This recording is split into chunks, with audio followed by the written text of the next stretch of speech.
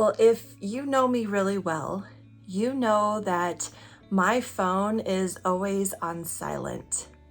The noise of the phone ringing or dinging with a phone call or a text message or a notification is something that can quickly overwhelm me. And so my phone is always on vibrate mode. Because of that, I don't always hear my phone. I don't always notice when somebody calls or texts. It might take a little bit for me to look at my phone and realize that I have missed a call. Well, this morning I was on my walk, and when I walk, I always have my AirPods in, those headphones that go in your ears. I was listening to a book this morning, and all of a sudden, the book got quiet, and I began to hear my phone ring.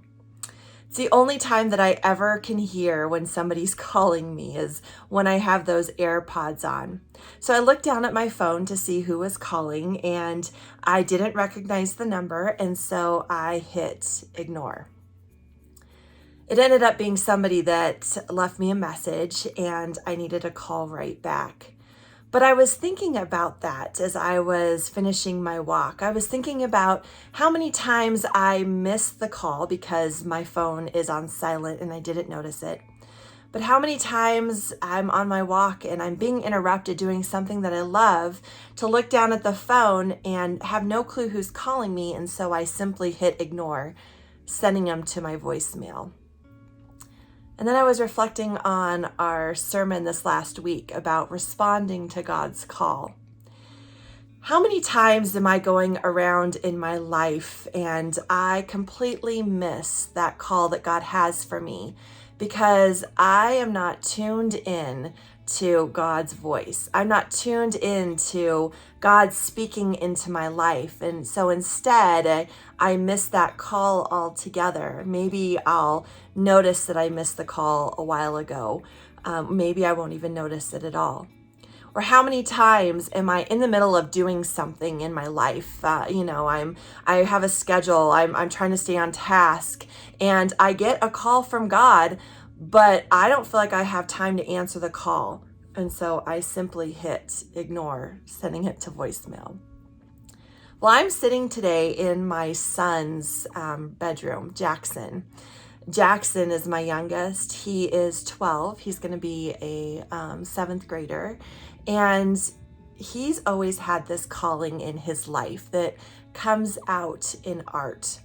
This mural that we let him paint on his bedroom wall about a year ago, it is all of his creation. He loves to draw, loves to create things. It's a calling that he's had from the very beginning of his life. From the moment that he could pick up a crayon, a marker, he has been drawing and coloring.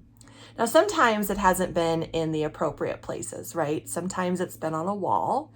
Sometimes it's been in places like his arms or other places that we've asked him not to draw on. I think even in preschool once he drew on one of the kitchen sets at Little Blessings during nap time. But often he draws in these beautiful ways. It's a space for him to be able to tune in to who he is, who God has created him to be, and to be able to just dream. Let the pen flow, let the pencil flow, let the ideas and creativity flow. It's a way in which he connects to something that is deep within inside of him and God, who is always talking to us. Now, I don't know what this call in his life is going to become, but I know that the call that he has now for that art brings beauty into the world. It brings smiles and joy as he shares that artwork with others. There definitely is that call there that brings goodness and life into the world. So what about you? One of the questions that I was asked after Sunday's message was, great, we're tuning into God's voice, we're knowing who we are, and we're going to respond to God's call, yes, but now what? What is the next step for us? What do we now do? And on Sunday, I shared that, it can be something little. of tuning into who you are, where you find joy and happiness, and then seeing around you where there might be a need. Maybe it is just a simple, you find happiness and joy by being able to just share a smile with somebody else, a total stranger. And so you, as you are about in your communities and your neighborhoods, you're looking for somebody to share a smile with. Maybe it is you have a passion for the earth, and seeing a piece of trash, you decide to pick it up. Our callings don't have to be this huge, grand thing. Our callings can be these simple little moments within our days where God is speaking into our lives, just kind of tapping us on the shoulder, nudging us to move closer into what that grand purpose that God has for us. A calling can be that grand purpose for you in that moment. You know, doesn't have to be like going out and saving the whole world. It could be seeing a neighbor seem like they're upset and just asking if they're okay. It doesn't have to be these grand things. And I think a lot of times we're waiting for these grand moments where God speaks into our lives and calls us to something that is huge. But most of us, it'll be these little moments throughout our day, throughout our week, that not only help bring life and goodness in that moment, but also will help us continue on this path to help us find maybe a greater way in which we can serve. So for me, my calling started with a little step. It started with this moving into a new town, having a teaching degree that I didn't really know if I would ever use. And I walked into a church building, First United Methodist Church in Gillette, Wyoming. And the pastor said, "I hear you work with youth. We should talk." Well, I assumed that was a volunteer job. And I was very excited to be able to volunteer in this new community. And then my husband a week later called and said, "Hey, they want your resume. They want your resume at the church." And I was kind of confused and asked, "Well, what for? To volunteer? Okay, I guess it's something new." And so I went ahead and sent in my resume. And then a week later, they called and asked if I would come in for an interview. Well, at that point, I'd been stupid enough or foolish enough to walk through the open doors that were already there before me. So I thought I better stop and ask, what am I interviewing for? And it was a youth minister position. I had no experience in youth ministry. I'd done a little bit of work, obviously, with teaching. I'd done a little bit of work with Fellowship of Christian Athletes camps when I was younger, but I had no experience as a youth minister. But I felt like, you know what, I've stepped this far into this. I'm going to go ahead and trust God and take that next step. And so I interviewed, and I ended up getting hired as the youth minister, not having a clue what I was doing, but trusting that God was leading the way. Well, 3 weeks into working at the church, I was the only other real full-time job other than the pastor. And she had a death in the family suddenly. And I got a phone call saying, "I need you to lead worship and to preach on Sunday morning." I had never, ever done anything like that before. No clue what I was doing. But she talked me through what that looked like. And I trusted God. And I stood up and found the place that God had created me for.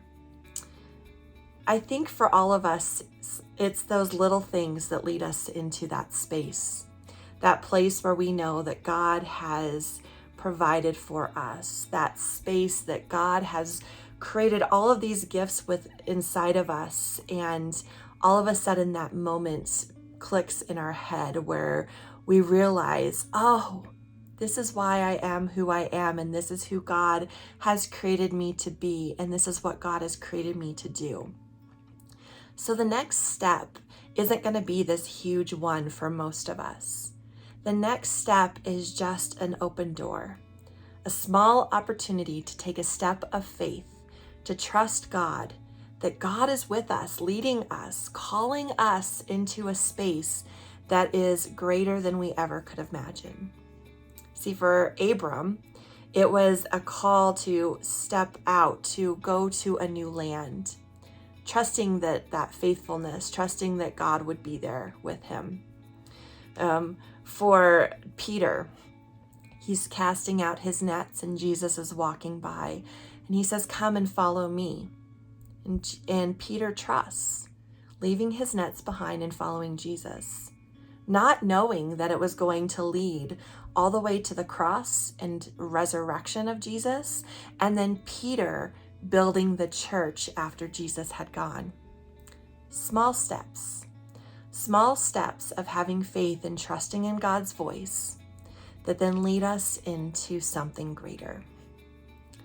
So maybe your next step is to sit with a pen or pencil and paper, to be creative, to draw, to write, whatever comes into your head, and see how God might be speaking to you to create something beautiful. Maybe it is just taking a little step, noticing a little bit more around you, seeing the way in which the deep gladness and passions that you have in yourself might be able to meet the deep hungers and needs in our world. The next step, though, is just to take a step. Doesn't have to be big, but to go, to trust in that voice that is calling you, and to say yes, God, to whatever comes your way.